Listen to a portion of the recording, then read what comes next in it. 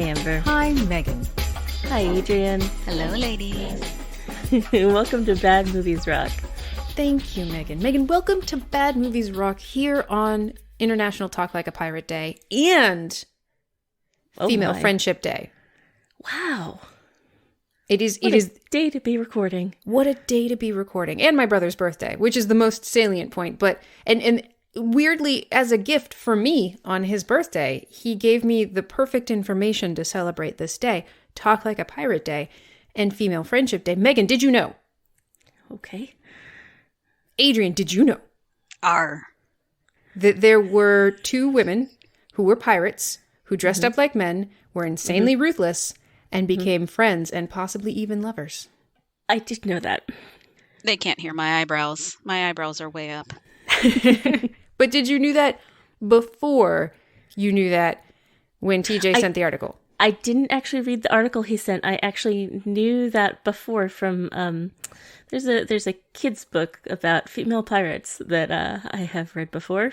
That is deeply inappropriate considering what all they got up to. Yeah, is it Bonnie and Annie? Is that right? It is indeed Pirate Queens, Anne Bonny and Mary Read. Yes. They were besties. Anne Bonny and Mary Read. Yeah, in the article, they say they were known for their ruthlessness as much as they were known for their gender.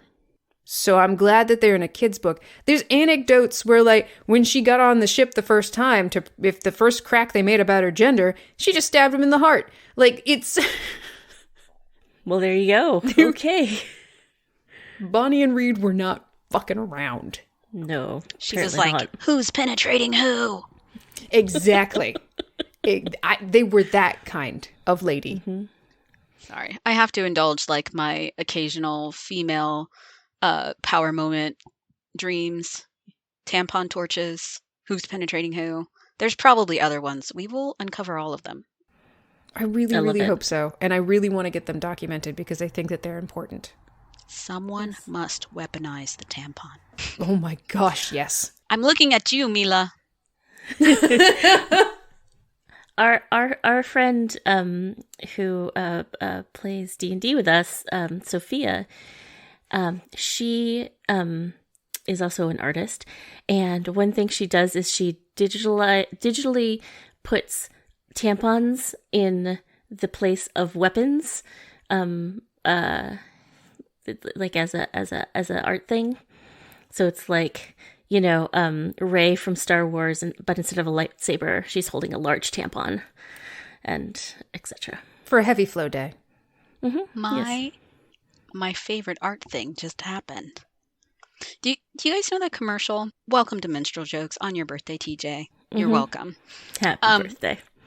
The commercial with it's a comedian, but she's doing a tampon commercial, and it's about how, like, they have different levels, and she's like, I'll take a regular for today and a super for tomorrow. And the response is, nice.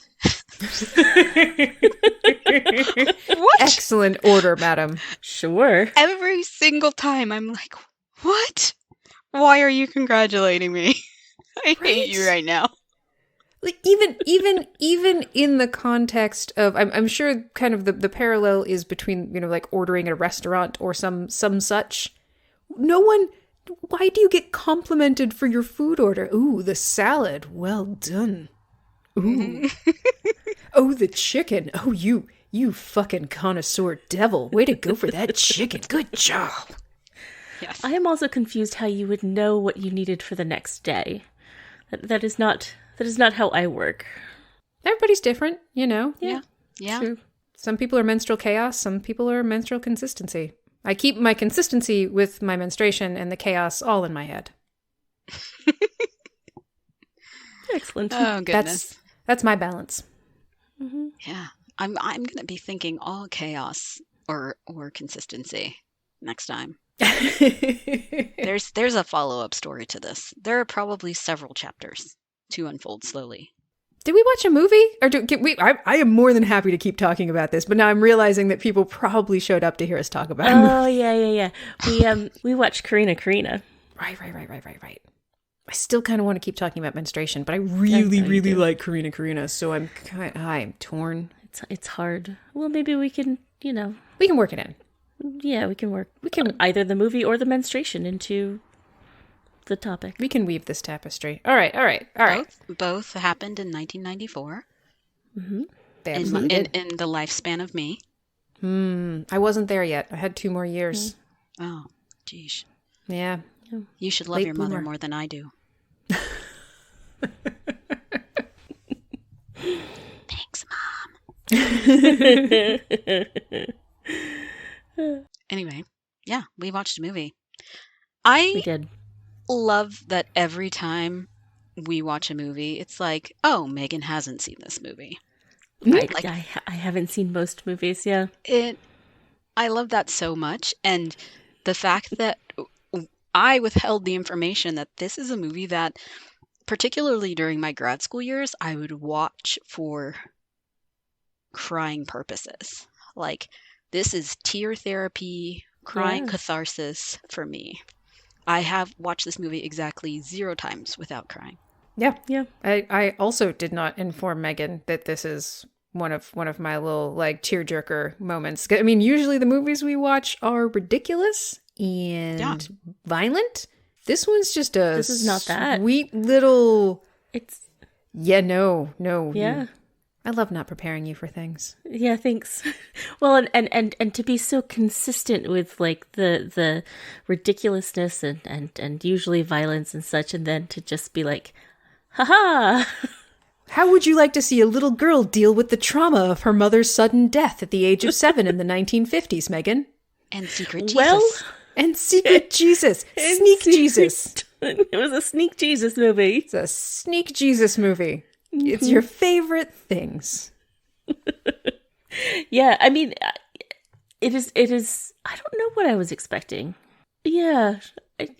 Obviously, you were expecting Whoopi Goldberg and Ray Liotta to play love interests of each other. Mm-hmm. I mean, that is just exactly how you would stereotype them. Yeah, just obviously. Oh, Yep. yeah. I mean, based upon their body of work, it was inevitable. It was an inevitable thing that I was just anticipating seeing eventually. And I assume you were too, Megan. Obviously. Hotties with the bodies, 90s style. Yep. Which brings us to our recurring segment that is slightly different from our normal recurring segment. I'm going to call it Adrian Wraps the Plot. Oh my God. What? Oh my God. Why did we waste all our time with anything else? Why have we said anything else, Megan? Why are we talking with our dumb mouth holes? Shut up. Shut up, everybody. Yes. Yes, I decided, as I was listening to the 13th Warrior episode, that I would do a rap of Corrina as an ode to my spouse. I love this so much. This is Yes. beautiful. Corrina, girl's mama didn't mean to leave the earth so early, but she did, and that's the scheme. And now Ray Liotta's left behind to raise a silent child. His skills as a parent really need to be restyled. But have no fear, there's lots of ladies up in here vying for that job. That's all there was back in those years. Each one's a little strange. Joan Cusack is cray, but someone truly special comes up to the door one day. Corrina and Molly form an instant bond, something she hasn't felt since she lost her mom.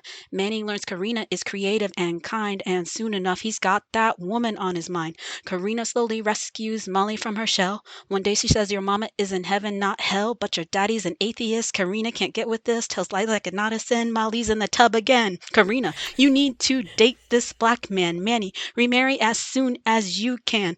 Neither takes this well-meant advice. In matters of the heart, they'll wait till it feels right. Molly speaks, but as you can predict, forget the thin they gotta go through more thick. Corrina needs another job. Molly hates school. Manny's falling down at work and feels like a fool. Who's writing jingles that clang like a doorbell? Corrina blows it up cause she knows the poem well. Jenny really wants that man to scratch her itch. Congratulations, Manny Singer. No, fuck that shit. Getting stares from the neighbor, kissing accidentally, saying later and later, enjoying Manny's company now. Molly's whole life is up on cloud 9. But the story's got a twist one more time. They just found the cigarettes. Truancy yields regrets. Corrina is fired. Grandpa Harry has expired. Manny can't let Molly fall into a hole. He goes to find Corrina at her sister's home. Corrina sees his love is real and not a joke, so he says, come in and meet these black folks. Your happy ending can't start right here. They'll struggle through some turbulent years. Corrina and Manny raising their young girl in a 1950s world. You need bravery to swirl. Oh my God. Oh my god! I've teared up with joy. I have tears in my eyes of pure joy. I think you were very much concentrating, Adrian, but Amber and I were both like this, and like I was biting my hand. You guys, like jaw dropped.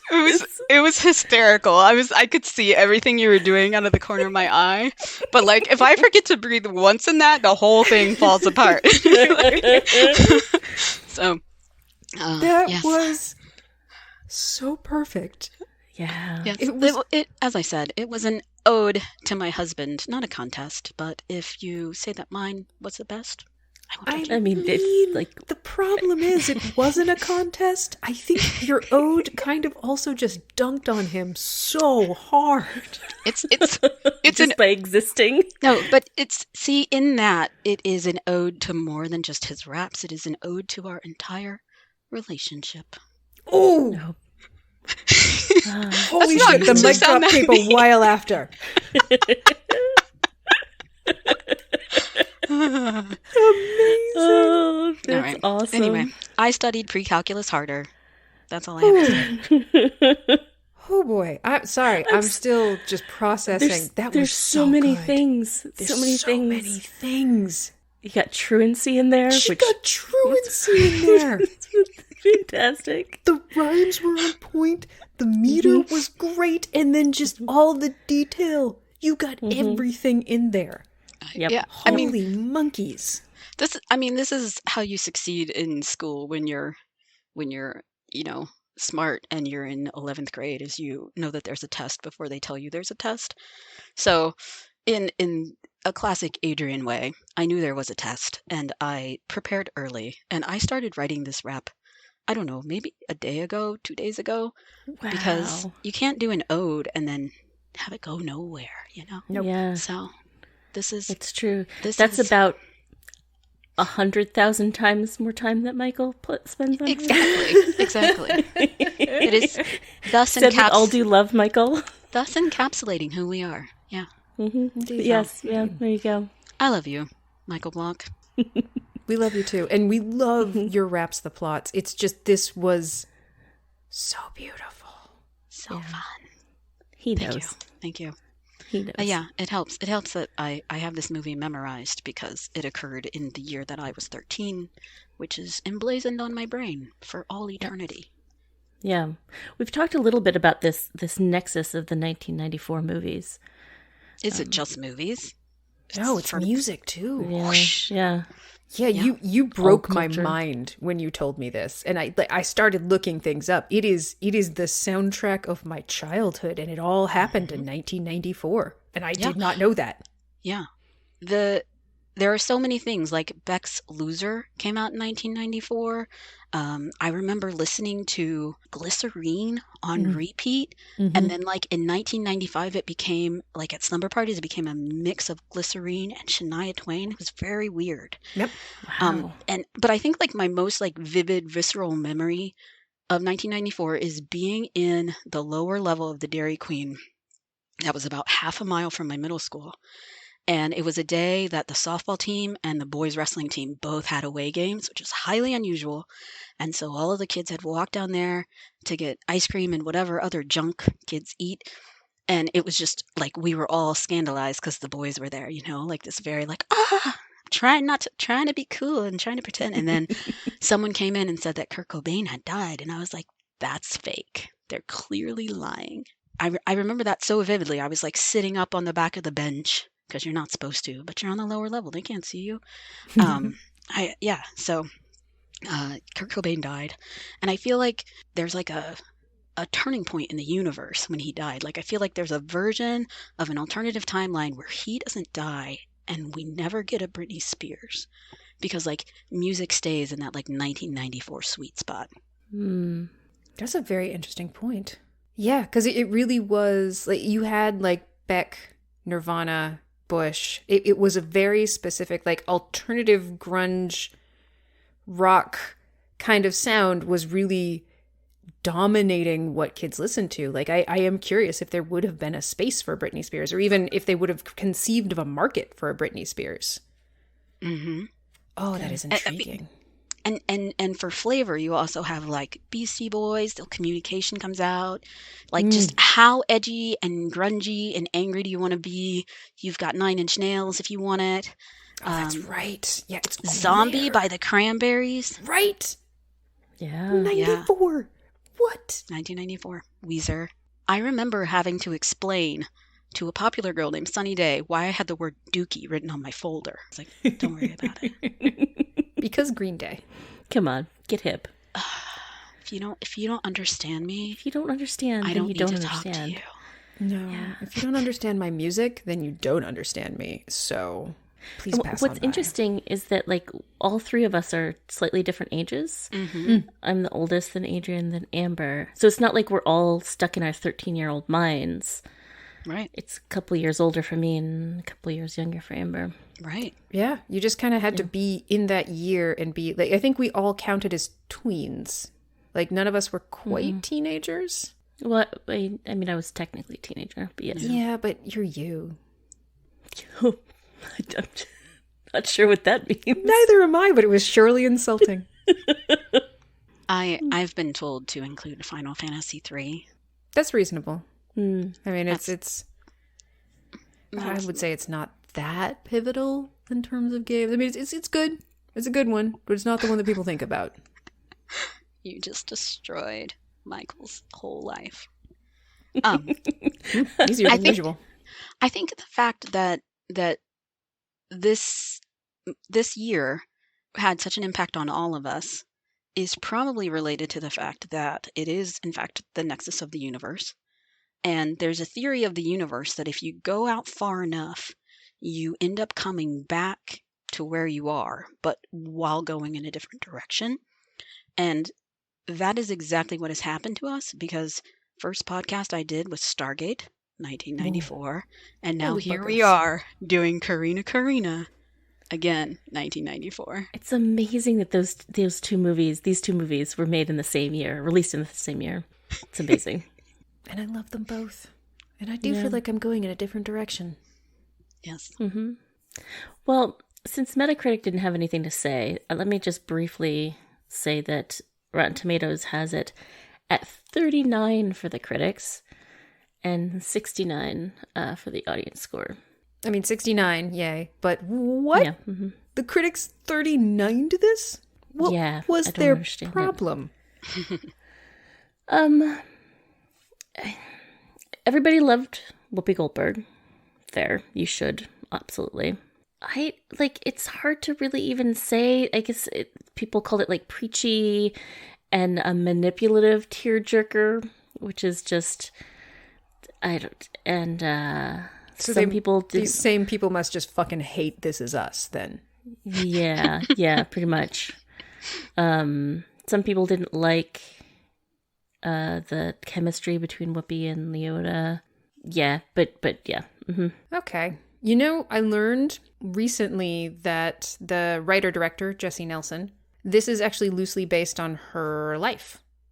Her mother interesting. died when she was very young, and her father hired a black nanny to take care of her while he was out working in advertising. He wasn't a jingle writer, but he did work in advertising. But she was 70. And but did help her through her grief and help her kind of through that experience. And actually she remembers wanting the two of them to develop a romance and for this woman to become her mother. So it's kind of a child fantasy aspect of it that plays into the movie as she wrote it. But yeah, this is actually kind of loosely based on her life. And also the fact that it took her 9 years to make this. It took several years to convince the studios to cast Whoopi Goldberg because they wanted to cast somebody more classically gorgeous and with a specific figure. But then once they met her, and I think when they met her, Whoopi was like, people will believe me because I'm Whoopi Goldberg. They'll see my soul in my acting and they'll feel me. And they were convinced. But it still took a very long time. And she decided to direct it because other scripts that she'd written about women had then been handed off to writers and directors that were entirely men. And she's like, they're not going to do this right. They don't know what they're doing. So yeah, this took a lot to make and is kind of considered a bit of a sleeper hit. It was released at the same time as Forrest Gump.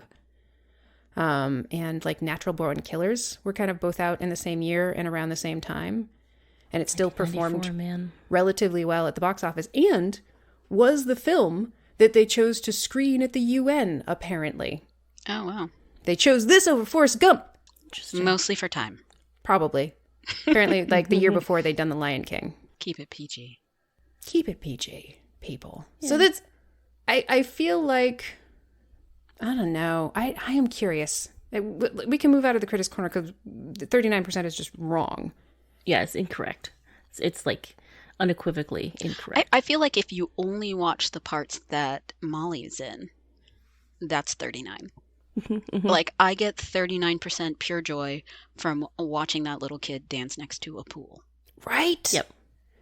Like, right. And like, if you just like that in and of itself gives you like 40% enjoyment, and then you'd have to just ignore every other aspect of the movie to not at least have it in the 60s or 70s. Agreed. So 100% wrong. And I don't understand. Like, we don't tend to do a lot of movies like this, so it's not like I can pick out any patterns in the way that critics decide to score movies like this so low when they're so deeply entertaining. So I don't know. I don't know why they didn't like it. It's very, very good. And audiences apparently really liked it. It was one of those things where they went in spite of how much the critics disliked it. Mm-hmm. So, fuck you, critics. Let's talk about this movie. Yeah. I mean, this movie starts very both sadly and sweetly with the mom's funeral. So you know, yeah, it's always a good, yeah. Yeah, I Good really stab in the appreciate heart. the opening scene. Yeah. Not just because it sets up this whole grief story, but because it like instantly brings you to a child's level. Yes. And you know instantly, like, this is about the healing of this kid, right? So that's probably my favorite thing about the opening, for sure. And then you get quickly into the interviews, and yeah, every woman in this movie is crazy except for Whoopi Goldberg. That's literally what Amber and I were talking about. Yeah, right before. I can't say that I ever noticed that in the many iterations through my tears of watching this movie before, but it was such a good point when you guys mentioned that. It's like, we have made a movie that centers around women and still managed to stereotype them a wee bit too much. Yeah. Yep. I would argue also that Whoopi Goldberg's sister, while a naysayer and a bit of a killjoy, is also not crazy. So I would say all the crazy people in the movie are white ladies. Mm-hmm. Yeah. I just went from 40% joy to 48. But I 100% agree that the nanny interviews all stereotype women, and then if they're not characterized as frigid old spinsters who shouldn't be anywhere near a child, they are man-eaters. Mm-hmm. Mm-hmm. And there's this question in my mind about how, so like the movie literally does start from Molly's perspective. She's sitting under the table at the funeral, and it's when we learn that's where she is, we then come to realize why the camera has only been focusing on feet and legs and pantyhose. Right.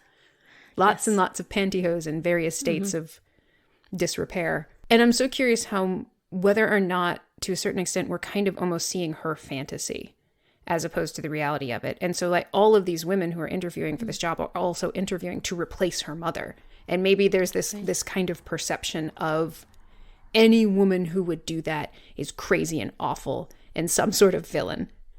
And but at the same time, it's not like Molly is there when Joan Cusack crawls into bed with Ray Liotta on her first day at the job and demands sex.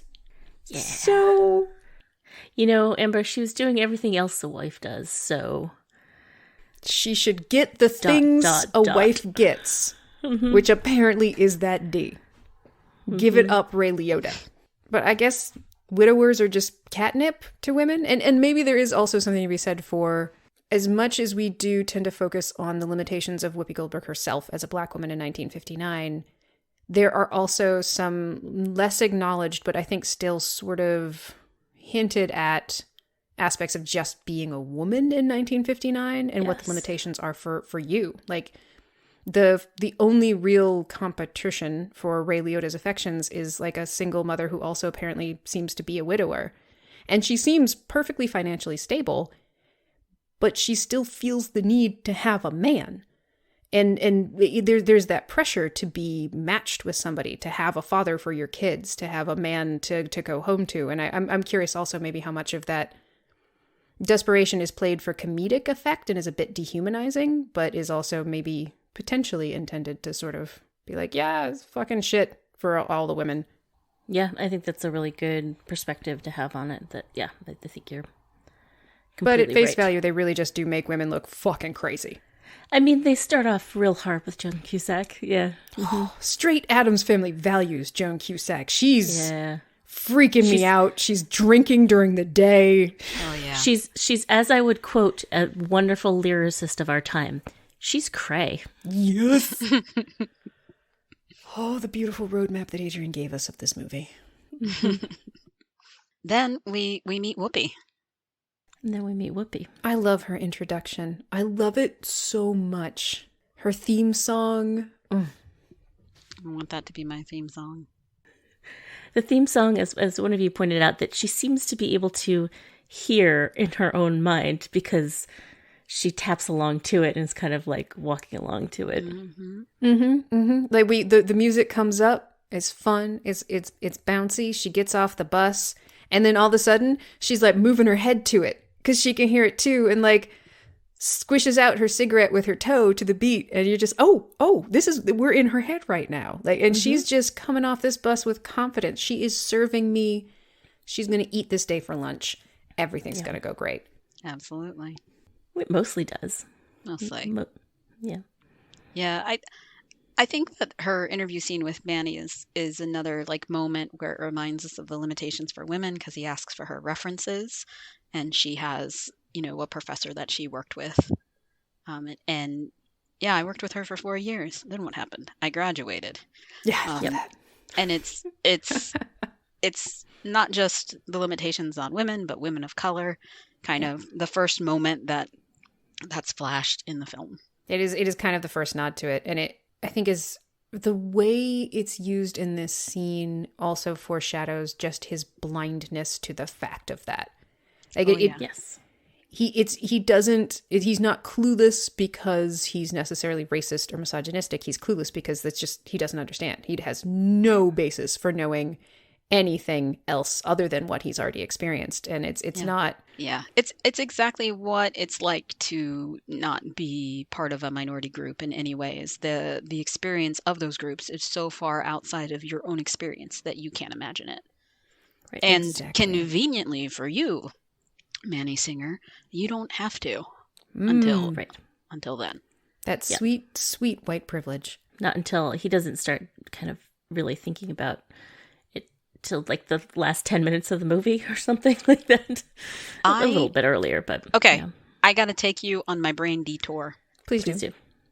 Tampon, privilege printed down the side as a projectile. Take this white privilege.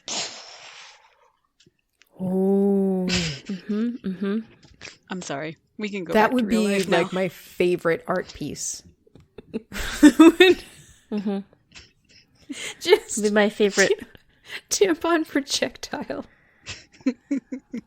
Be my favorite new weapon to use in Hades. Ooh, yes. That would be fantastic. Just every enemy is just a clueless white guy. Thank you. Sorry, that image is just really wonderful and is delighting me. God, they didn't even have tampons, but did they have tampons in the 1959? I don't think so, but maybe. When were those invented? I feel like I sometimes should things- know this. Yeah. I feel like in 1959 it'd be like a big old pad, just a big old like thick ass. Land a helicopter. They didn't have the Heimlich either, so it was just a shitty time. Yeah. Just watch someone die because Yep. they're choking on pasta. Well, We get to meet Wilma very briefly. We have our very lovely meeting with Wilma. oh Wilma, yes. So Molly, who's I don't know if we've emphasized this, but I love Tina Majorino. I love her as an actress, as a child actress. I think she was great in Veronica Mars too. But She's wonderful in this movie. She really, really is. And she spends the first 31 minutes not talking because she's gone mute from the trauma. And Whoopi seems to be the only one who can kind of get through to her, but she still won't talk. So they, you know, go to a drive-in, you know, diner. And, you know, Wilma, the waitress, comes over to get their order. And, you know, Molly still won't talk. So she has Wilma. She's like, okay, I used to be a waitress. Why don't you just sneak into the back of the car, take a load off? Mm-hmm. And she does, and Wilma's wonderful. She's so happy, she's so supportive, and she's so engaged in the drama of Whoopi trying to devise a system in which Molly doesn't have to talk, but can still communicate her desires. Mm-hmm. Which involves nose poking. Yes. She just needs to boop her nose for yes. That's all she's asking. Mm-hmm. And Wilma is selling her hard on the pecan or the pecan waffles, I believe. Yes, uh-huh. Yeah, there's a component to like this scene with Wilma, as well as how like Corrina gets the job. You know, she sees Molly struggling for the orange, and then when she comes out, she throws her one. And then like the attention from Wilma that actually gets Molly to agree to pat her nose. It's like in kind of the aftermath of the mother, Annie, dying, there's a lot to manage, and like Molly's grief is somewhat unseen, and Molly herself is somewhat unseen. Right? Like she's not present at the funeral, and how long does it take them to notice? Right. So I feel like you know, she feels seen, and that's why she honks the horn, and that's why she pats the nose, and from there it just keeps building until she finally is, you know, starting to be a kid again. Mm-hmm. Very much so. And Ray Liotta's character is so focused on his grief and kind of getting back to normal that he doesn't want to talk about her mother. He doesn't really even want to share his grief with her at all. And there's this scene where I think she hears her mother's voice. And it's like late at night, and she goes into her father's bedroom, and he is watching a home movie on some curtains, like across an open window. And it seems like he's packing away some of her things, like her makeup and her jewelry, and just looking wrecked as fuck while he watches this. And when she comes in, they just kind of stare at each other, and he gets up, but doesn't seem to know what to do other than just standing up. And she runs out of the room. And so many of their interactions are sort of like that. He'll do something, or something will be happening, and she'll run out of the room, and neither of them knows what to do because there's no therapy. Right. There's no grief and loss counseling, and he's ill-equipped to deal with this, and she's a 7-year-old. So it is very much that, yeah, I 100% agree. Like her grief and her as a person is largely unseen. And I really feel, I mean, like, the movie does a really good job of portraying this. Like, he really does seem lost, and she really does seem traumatized, and you know, and they're not connecting with each other even a little bit. And that's like, it feels bad. Like they do a really good job of really quickly letting you see how torn apart these two are with the loss of Annie. Yep. And you see how every slight misstep on his part further destroys her just a little bit. You know, there's some furniture that his past wife, you know, was having delivered shows up, and the movers are just like, just we'll talk to, you know, your wife about this. And he freezes and can't bring himself to say that she's dead. So he says she's in the bathtub. And Tina goes running into the bathroom, and she's not there. And then you just see her later just sitting in the bathtub. And Ray Liotta goes and looks in, and it's just this, what do you do with this? This is terrible. Yeah. Mm-hmm. It was interesting to watch the scene again at my current age, because like when I saw it as a teenager, like I understood death at that point in time, right? But I didn't understand what little kids, like Molly's supposed to be 7 in this movie, and having recently spent some time over the summer with kids between 5 and 7 and had them say incredibly inappropriate things about like, oh, that dog is old, it's gonna die.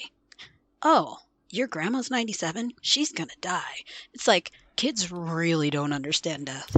at all. Like Mm-hmm. that scene like pulled at my heartstrings a little harder because I was like, oh yeah, no, she fully thought her mom was in the tub. Right. Yep. Yeah. Her dad said it. Why wouldn't it be true? Exactly. And you really learn the extent to which she still doesn't understand it, because when she finally starts talking, literally the first words out of her mouth are basically, is dead forever. Is my mom ever coming back?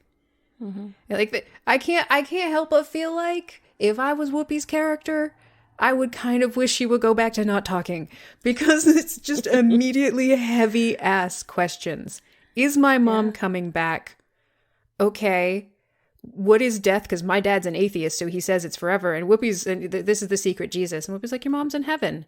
Isn't it? It's much more comforting. Like she went to, the angels really wanted to hang out with her. And, your dad's really sad because he's just jealous of all the time they get to spend with her. And then Molly's like, well, then I want to die so that I can spend time with my mom. Yep. So then you have to feel that, okay, heaven is great. So your mom is there and happy. And you can join her, just not yet, because that's not how it works. Yep. But you are starting at ground level with just kind of the understanding of like what death is, and then having to deal with it. That does not involve, I don't know, getting your mom's dress and laying on the ground next to it and putting your hand in its pocket like she's still there. That visual guts me. Megan's reaction to that, like having never seen that, I feel like this whole movie, because I always cry when I see this movie, this whole movie I was like staring at Megan on the Zoom like, is it happening? Is it gonna happen? But like, all I see is like the reflection of her screen and her glasses. I know, so it was like dark, yeah. But yeah. And you also have like resting kind face. So it's hard to tell if you're like thinking nice thoughts or like it's like look at that face. I know. It's just like, oh yeah, no, it's resting comfort face. That's what it is. Comfort face. Like, it's just very comforting. Just. That's true. That scene was a punch in the heart, though. Like, I think Adrian said right before it happened, "You're not ready for this." I was not. Yeah, I was not. No, you're not ready. You're not ready. Yeah. Yeah. She has. Yeah. The little girl has the hand in the pocket as if she's like holding her mom's hand in her. And that like precious little red with polka dots and big white buttons. Like everything we're taught about Annie is kind of precious. So it's really. I'm still not ready. You do have. Whoopi's character is 100% the therapist, not just for her, but also for Ray Liotta's character. And she gets them to talk about it, and she gets them to feel about it. Like, there's a scene that really I found affecting the first time I saw it, and affecting, and this go through too, because so often you focus on like how sad it all is, and the joy that they used to bring into your lives. And then, the moving on part is beautiful, but, there's still a little melancholy, but it's okay. You don't focus on the anger. You don't focus on the rage. Right. And that's legitimate. And it having Molly, the young character, express it first, just this incoherent, incomprehensible, I don't know what to do with it rage. Mm-hmm. And for him to echo it too, for like to have the adults also kind of say, I'm mad at her too for leaving. It's not like she wanted to, but like it's not logical. It's just a feeling, and it needs to be expressed. And like Whoopi created a space in which they could be like, yeah, aren't you mad? Yeah, now, she even named the motion. Yeah, exactly. And then like they punched, like the bopping clowns that had like the weighted bottoms, and they were like inflatable. Like, it's get mad, feel that feeling. It's part of it. And also just seeing a little girl be allowed to be mad is not something I'm used to seeing. Yeah, I mean, it's such a wonderful contrast to like the opening scene where she's at her mom's funeral, and they took this girl, this like straight brown hair, and gave her Shirley Temple curls. Right. So it's not bad enough that her mom died. You're going to torture her by using a curling iron in the 50s on her hair. I had not even thought of that. God forbid you not be cute today. Fucking right. Perfect little dress, perfect little white shoes, and Shirley Temple curls. Yep. Wow, that's a really good observation. I hadn't Yeah. Well, I've lapped you a Caught couple that. times on this one, Megan. Maybe a little bit. It really, I feel like it is kind of an impressive, and I'm not surprised that the writer herself experienced the loss of her mother. Like it is a really, and it's also not, it's linear in the sense that you know, you're going through time, but it's not, it's almost like you're getting vignettes of their lives and I moments together. literally wrote that down. I said it's a series of vignettes in my notes. Like in a good way, in a really good way. Because it is, it is just kind of, you have the moment of the rage, and you have, you know, once she starts going back to school, but she doesn't want to go back to school, she starts cleaning houses with Whoopi Goldberg because, hey, guess what? She has to have multiple jobs. Right. She can't just be a nanny. She has to, nanny in the morning and the evening, and then, clean houses during the day. And then also help her sister take care of her family while she goes off to work multiple jobs. Yes. Right, exactly. And it is, you have like almost stolen moments between her and Tina Margarino, like in, you know, her family home, in these houses that they're cleaning. And it's just kind of a series of conversations and processing life. Like once you kind of get through just the grief, it is then just kind of understanding, like, how do I function as a person? And also, what is race? Because I didn't have to think about it until I met you. And your lovely nieces and nephews. You mean Percy? Percy. Oh, Percy. Oh, every other kid in this movie, it's like they just found somebody on the street and were like, you're cute. Can you just mug in this movie for a while? And Percy does. That kid is on. Percy triggered my cry moment in this most recent iteration of watching this movie. Really? Which part of... Right at the end. Right at the end, Yep. Yeah.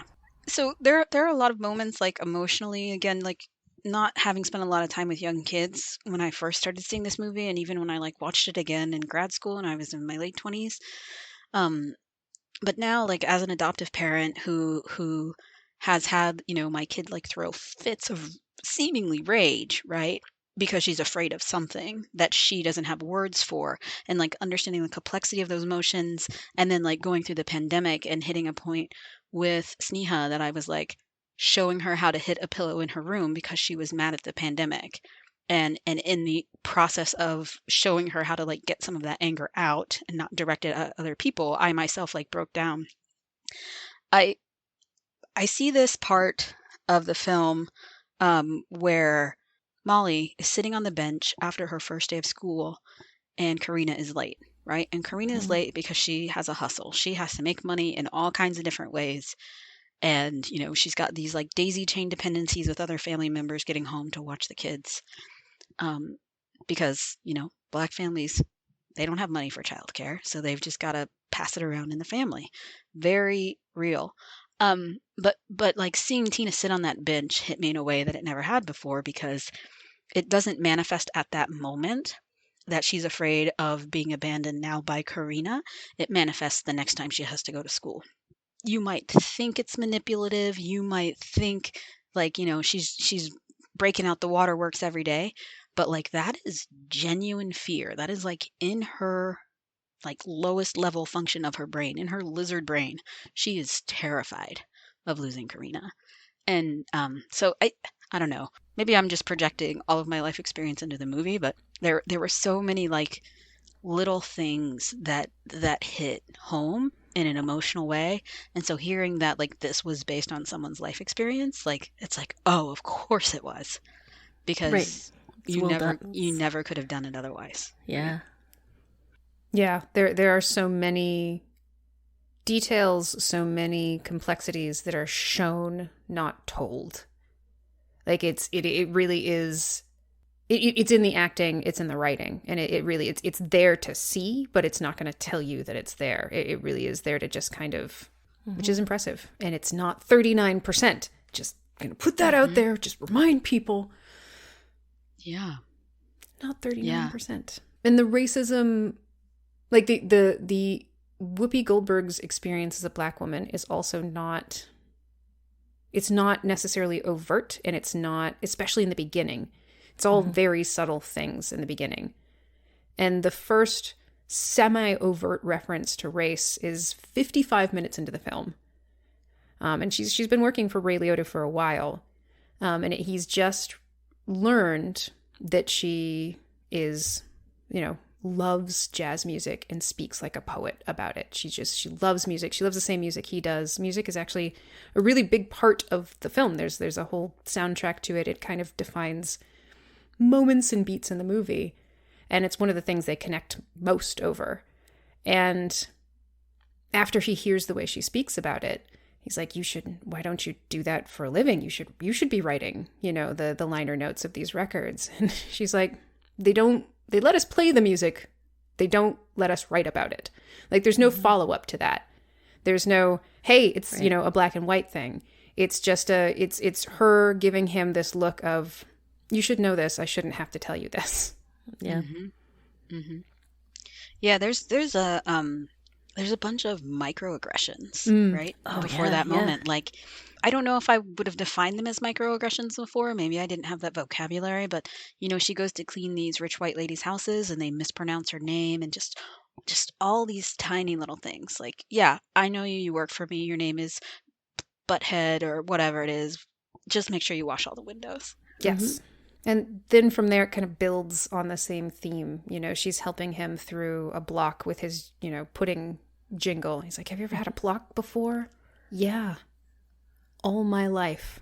Mm-hmm. And again, it's not, because I'm black. It's just, she just gives him that look of, really, dude? Mm-hmm. The slow awakening of Manny Singer. It is the slow, gentle awakening of Manny Singer. It feels so much like growing up in Vermont. I'm not particularly dark-skinned, and I definitely don't look black.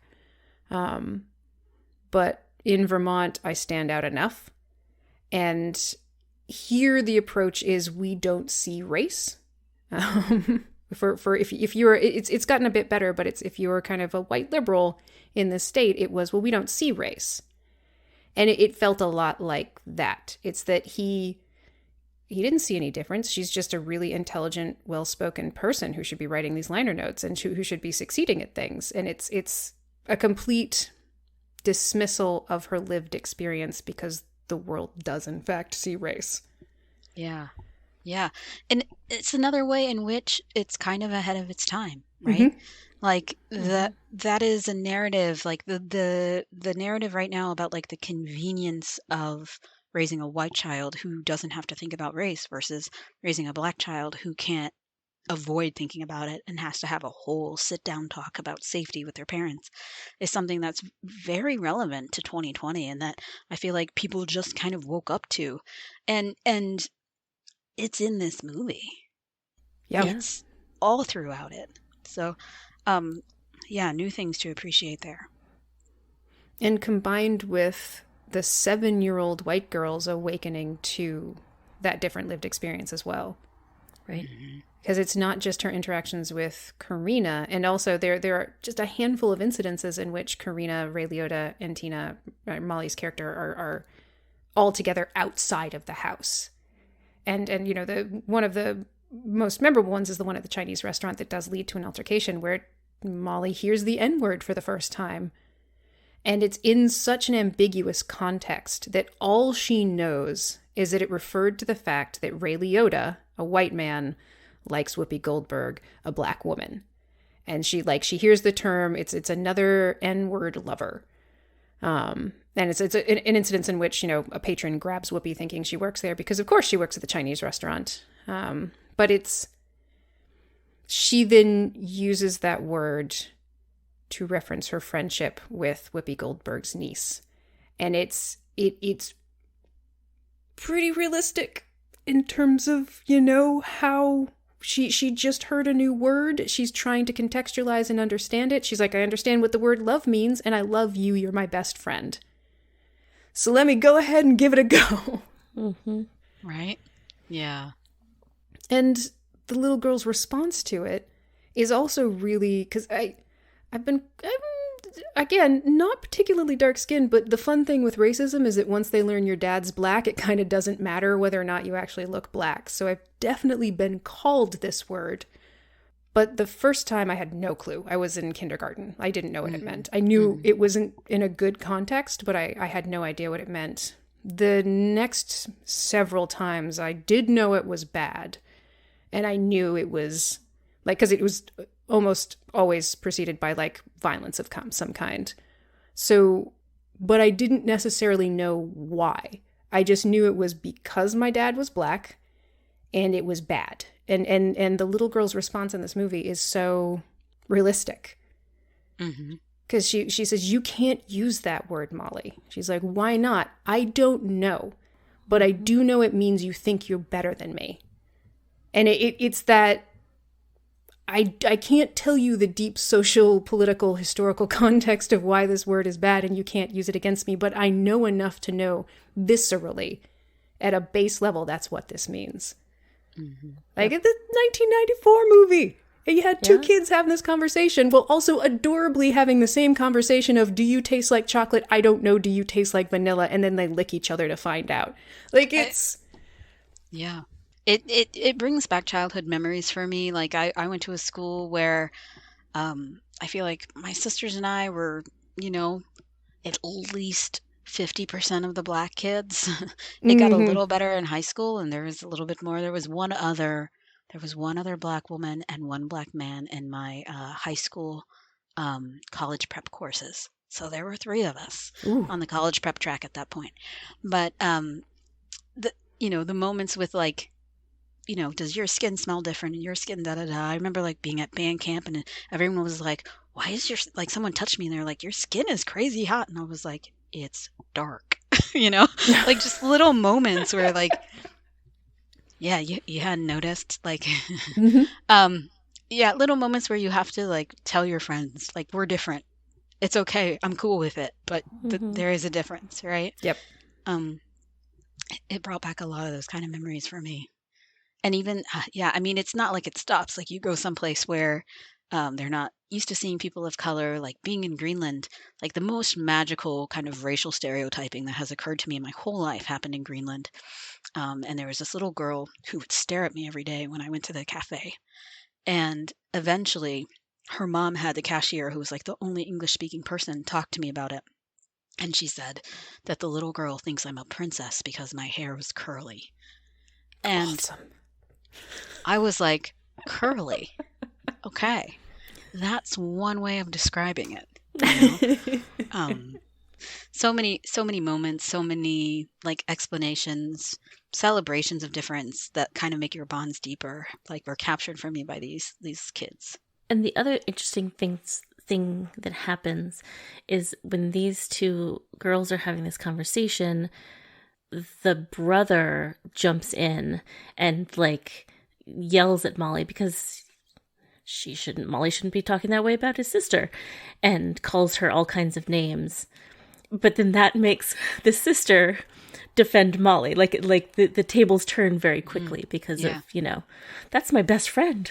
Like, yeah. It's not the brother. It's not the girl's brother. Because, like, it's not the brother. Yeah, the three black kids and Molly have become friends at this point. They're a troupe. Yep. Yeah, it's just another random kid in the choir who exactly like Molly has heard racist language and doesn't understand what it means and starts throwing it out. Yep. And again, just enough awareness to say, no, that's not who I am. That's not who she is. Yep. Oh. Yeah. Memories. Oh dear. Sorry. I also Yeah. TJ and I were basically the only brown kids in every school. It takes you places. It really does. And it's amazing to look back at, because, like, in the moment you're thinking about all the things like a normal kid is thinking about. It's only sometimes when it's, like, really in your face and, violent or those words that other people aren't supposed to use, that you see it, until you look at it in retrospect and you're just like, oh yeah, this, that, the other thing. I'm glad I didn't know when I was a kid. Yeah. I'm glad it really took me until college before I started suspecting being treated differently because of my race a lot of the time. Yes. Yep. Very much so. I in my case, it was also further confused by the fact that my mother is white. So I was raised by her. So there was no context, there's no education, there's no awareness. It was, and to the point where I wouldn't have even have known to tell her any of the things that were going on. Right. So it's that I'm also glad I didn't know, because I don't think I could have handled just carrying around the paranoia that you now carry around, just kind of wondering, wait, did that interaction go that way? Because so rarely is it overt, that you're just kind of wondering and trying to kind of quantify and then also decide, does it matter in this particular instance? And so I think you have enough to deal with as a kid that you shouldn't also have to start to parse apart, like, was that a microaggression? Was this implicit bias? What's happening? Mm-hmm. Yeah, we got deep. We got pensive. This movie gets you there. Like, it's pretty complex, and it is. It's subtly so in some ways, and maybe not so much in other ways. There's really, so one of the moments where things become more overt is when Molly's mom is worried about, Molly's mom. Manny's mom is worried about Molly behaving like the black kids, right? Mm-hmm. So she's got her hair in her little braids, and she's singing a jazzy beat and polishing silver. And it's like, oh, you look way too much like the maid right now, you know? Mm-hmm. And then even her, because as Manny and Corrina get closer, the neighbor sees it and calls Manny's mom to tell her what's going on. And it's his mom's advice isn't, well, because she's black, this is messed up. It just doesn't work that way. And she busts out the line of, a fish and a bird might love each other, but where would they live?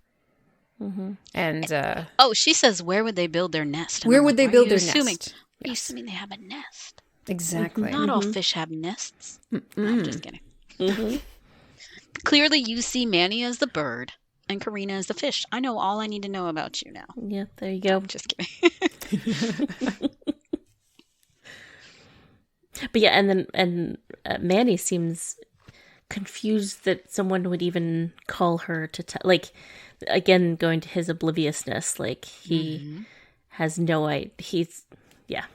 He just doesn't. Yep. And once he's made aware of it, not thinking that. Exactly. And once he's made aware of it, he becomes belligerent about it. It's I don't care what you think. If I'm gonna touch this woman if I want. It's there. I think there's a moment where they're flying a kite with Molly and they're standing close together, and the disapproving neighbor is pretending to cut their shrubbery very loudly, so that he's aware that she can see. And once he notices it, he puts an arm around Corrina and pulls her in even closer, as just kind of a nah. Yeah. Meanwhile, there's the natural reaction to, oh, Manny, you can't date this black woman, so I'm gonna match you up with Jenny. Oh dear. You've met Jenny, right? Like, they got they had a setup at a party, right? Yeah. But it gets like more aggressive at this point. So like Manny, this is like right after the Jell-O ad lands, and Manny wins a new account, the new Mr. Bromide account. And Jenny shows up at the door with champagne and congratulations, Manny Singer. And his mother called her, like, you need to go over there, right? She sends in her spy. She wants to crash this party. And Manny had come home with flowers for Corrina and for Molly, right? And had a plan, to treat them to dinner. He had his own agenda. And Jenny comes in, just wrecks Jenny, wrecks it, and like very much calls Corrina the wrong name, starts ordering her around right away, just very much treating her. Oh, is this your girl? Yeah. Yeah. And I don't even think it's intended to put her in her place. It really just does seem like this is natural. This is how you treat the help, and she is the help. So go take this dom and put it on ice. And Manny, while later on he tells Corrina that he wanted to spend the night with her, lets Corrina go and lets Jenny stay. Like, he does not at this moment stand up for her. Nope. Manny fails every awkward moment in the film. He absolutely true. does. Like, he repressed emotions. I don't know what's wrong with you, man. But Yeah. when your kid sees you watching a movie of your dead wife, you have to hug the kid. Oh, yes, you Yeah. do. That kid Yeah. needs a hug. Mm-hmm. So yeah, this is just another like freeze up Yeah. Manny moment. Yeah. And the fallout the next day is pretty interesting. Corrina quits. Corrina quit. That's right. She comes to the door and quits. That's right. Right. She gives him a She's 1 like- week notice. She gives him a 1 week notice, which is more than he deserves. I work for you 9 to 5. That's it. No overtime. Mm-hmm. Okay. I hear you. I'm sorry. I fucked up. Which does a good job of informing, oh, she's in charge of this relationship. Like, there was that kind of the power dynamic of, like, he does pay her and she has access to him and his child through employment. But then there's a reversal where she's like, no, I set the terms. I set the terms here, Manny. If you're going to be a passive weirdo, this is what's going to happen. Right. Right. And then she helps him on with his blazer. And then they kiss each other on the cheek before. Like before they even know they did it. Just yeah. And they both look at each other and like, okay, yeah. I did enjoy that exchange. It's just kind of that he's trying to get his coat on. She goes to help him. And then it's that natural progression on the doorstep of, and then we kiss each other on the cheek goodbye because, oh shit, that's not what we are to each other. Yeah. It's and they have that look on their face of it's very sweetly done. It obviously can't go perfectly well, so there has to be, you know, some turning point, and that happens because of the truancy The truancy. that was mentioned in the rap. Yes. Of course, Whoopi has been safe sheltering Tina in outside of school because she just didn't feel ready to go back, but she's kind of been pushing her. You know, you got to go back tomorrow. You got to go back tomorrow. Here's a notebook. You really do have to go back tomorrow. And unfortunately, before she goes back and you know, before Corrina tells Manny that this has been happening, he finds out and kind of loses it, which makes they're both in the wrong and they're both right. Yeah. She should have told him they were lying to him. Truancy isn't great, but also probably Molly wasn't ready to go back to school. Yeah. And he fires her, which is... And he fires her, yeah. Oof. Which is Yeah. He says two things to her. He says, "You're not her mother. Mm-hmm. You are fired." And the "you are fired" for me hit way harder. Yep. Like, yeah. you're not her mother. Factual. Yeah. Truth. You're fired. Oh, because that's what I am to you. Because Right. because that's our relationship. Yeah. Suddenly Even she's the though- help again. Yep. Right. Even though I think it was the night before they danced in the backyard and made out. So Which was so cute. And they dance. It's lovely. They're loving the music and the night. He cooked for her grilled hot dogs beautifully. And after they kiss, Corrina's just like, look at the window, Manny. And it's just Tina Margarino just grinning and staring at them. And then she scampers off. Right? Yeah. So he comes in. He goes to Karina's sister's house, Javina's house, and he's yelling and raging, and he takes Molly home, and Molly is just like fully breaking down in tears, and like in classic movie fashion, like all of the dominoes fall while he's like trying to get Molly to talk to him about this truancy. The phone rings, and it's because his father has died, and his father is like the other special person in Molly's life that she has a unique relationship that is all her own with. Yeah. So as devastating as it is to lose a parent, like you're just like, oh no, Molly, like that's her last special person. Yeah. Right. Especially since he just ripped her away from Corrina. So Yep. yeah. But then you get to see how much progress she's made with Corrina because you see her comforting her grandmother with like the tools that being with Corrina has given her, including like the songs. Like she's like trying to get her grandmother to sing a spiritual with her at the end. And we call it Sneak Jesus, but it's kind of a light touch. Like Corrina is clearly spiritual to a certain extent, and Manny is an atheist. And Molly's character is kind of the perfect middle ground of that, where Corrina tells her comforting stories about heaven. Manny says that's all it is. It's just comforting stories to make people feel better when something bad happens. And Molly's response is, what's so bad about that? Yeah. And so it's not really trying to make you think one thing or another. And it's almost kind of the perfect encapsulation of not taking a side. It's just, so what if this is what you want to think? Doesn't it help to think it? Like, so what if it's not true? This is helping me get through this. I like this story. Mm-hmm. So let's just keep going with it. Like there's like I can punch a potato head and it's not really feeling anything, but it's helping me. But it's Right. right. Like, Yeah. I'm expressing something. Yeah. mm-hmm. yeah. This scene of the funeral also gives you like one of the most precious like filming aspects of the movie, where there's all the coats on the bed and Molly is hiding under all the coats. Mm-hmm. Her little eye peeping through a little coat button. Yeah. Yeah, that's a little magical moment, right? Like Yeah. really capturing the mind of a child, the grieving of a child in a way that is truly special. It really does help to know that's like an adult woman who went through this wrote this movie. Like it's and directed it. That you can really feel that she had a particular view and put a lot of effort into kind of capturing, being able to show you that experience.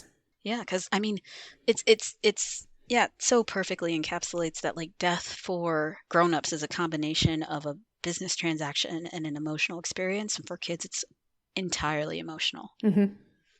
There's none of the same structure, none of the same to-do list, none of the same logistics to take care of. It really is just all internal. Yeah. Mm-hmm. So good. Yeah. But don't worry. Manny and Whoopi wind up together. Manny and Corrina wind up together. Whoopi and Ray wind up together. Beautifully in the end. His father dies and it makes him realize the people he loves and the people who should be in his life and that it wasn't as important to that she lied about it, that she kept something from him. What was important is that she was in their lives. And she's like, that's nice to hear. You can go now.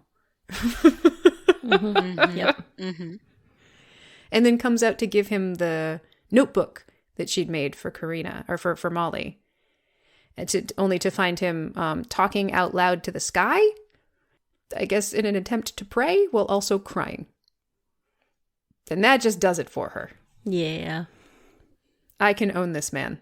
I can see there's enough here that I'm into it, and also I'm pretty sure I can just he's mine. He's mine to do with as I please.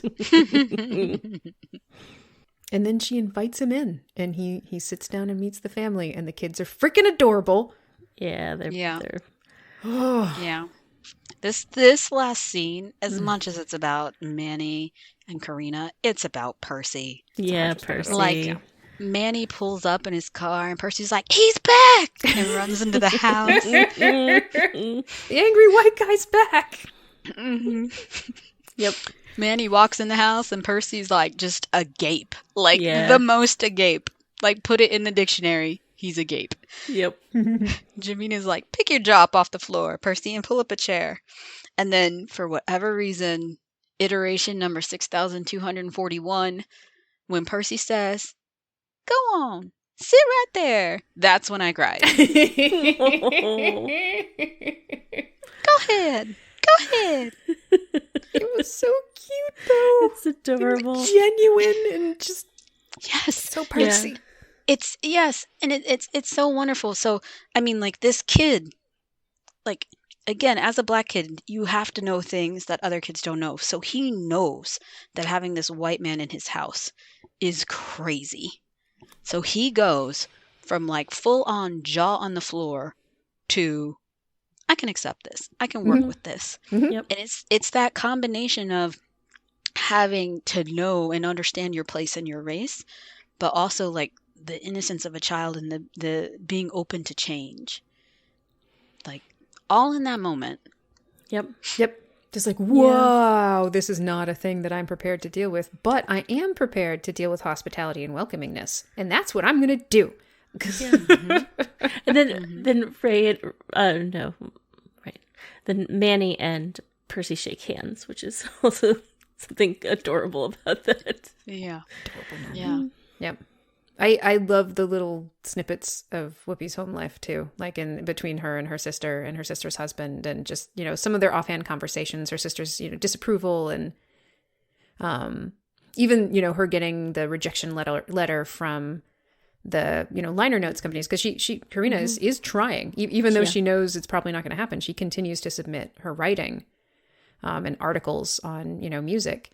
And she's rejected again and again and again. And her sister's a part of it. She opens them for her. She reads them for her. And she never tells her. I don't even think in this scene she tells her to give up on her dream.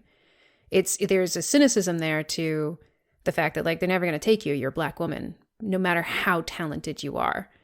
But she's still willing to open the letters with her and to, like, hope with her for just a second. And there's something really, really nice about those scenes.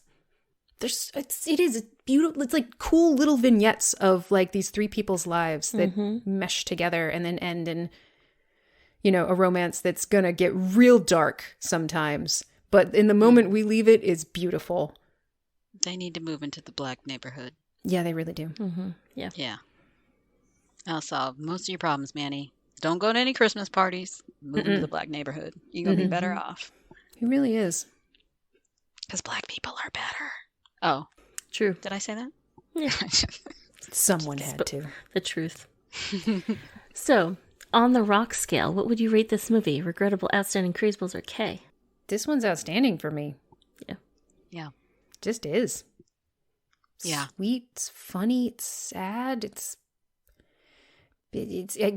a mixed racial couple that's set in the 50s. I mean, I don't even get mixed racial couples set in the 90s and 2000s. Like, it's I like to see that sometimes, okay? Yeah. You know? Like, there's, you know, not a little mixed racial kid running around in this one, but there's still the beginnings of that in there. The proto-me. I want to see myself in movies is what I'm saying. Yes. And also Whoopi Goldberg. And also Tina Majorino. And just everything. I love this movie. Yeah. Their relationship in this movie shines more than anything else. Sweet. Yeah. Oh, the dancing by the pool scene. Just when they're cleaning, when they're having fun, when they're emoting. It's just so good. And she's a really good therapist. Yeah, this is outstanding for me, regardless of the number of iterations. There will be more. There will be more tears. If you can't get into Tina Majorino's version of Pennies from Heaven, I don't want to be your friend. I don't want you to follow me on Facebook. I don't want you to read my tweets if I ever write a tweet. Skip my funeral. Eat more bacon. Saturated fat is your friend. Driving off cliffs is safe. Just in case the bacon doesn't get them fast enough. Yeah. Yes. Outstanding. Yeah. I endorse those statements. Yes. Adrian, do you have a Sneha story? I feel like all Sneha stories at this point are like a multi-chapter epic tale. So, Sneha started school. She's in kindergarten, which is not appropriate for her academically. And I'm sure we'll have more stories about that. But she caught COVID at school because mask mandate, irrelevant. You know, just crowd the kids together in, you know, kindergarten and let them talk to each other and spit on each other. So she wears a mask to school every day, but lots of kids don't.